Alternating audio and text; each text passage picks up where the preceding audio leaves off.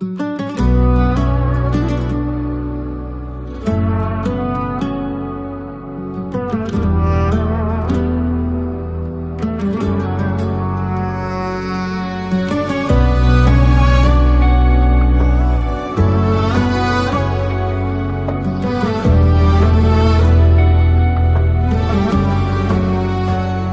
sensiz her gece tenha gizlice yandım sadece.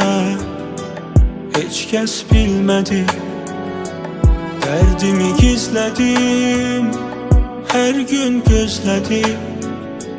Yorgun gözlerim sensiz gülmedi. Ben sensiz bir defa yanmadım, her defa yandım bilmedim.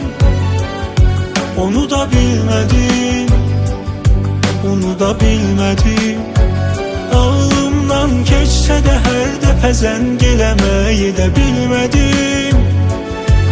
Diyebilmedim, niye bilmedim? Ben sensiz bir defa yanmadım, her defa yandım bilmedim. Onu da bilmedim, onu da bilmedim.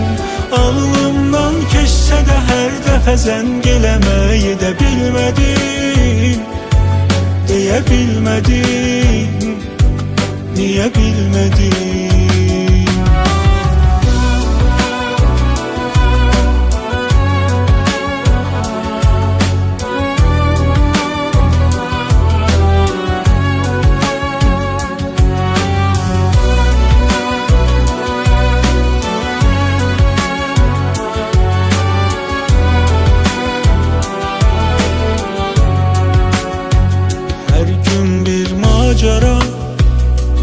Düştüm yollara, ne etsem olmadı, çarem kalmadı. Gözüm bir gün geçer, geçmişin ağrısı, kalbin yangısı, hasret sancısı. Gözüm bir gün geçer, geçmişin ağrısı, kalbin yangısı, hasret sancısı. Ben sensiz bir defa yanmadım, her defa yandım bilmedin.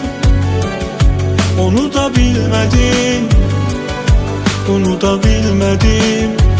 Ağlımdan geçse de her defa zengelemeyi de bilmedim. Diyebilmedim, niye bilmedim?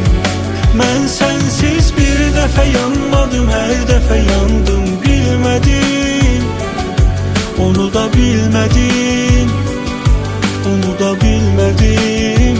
Ağlımdan geçse de her defa zengelemeyi de bilmedim. Diyebilmedim, niye bilmedim?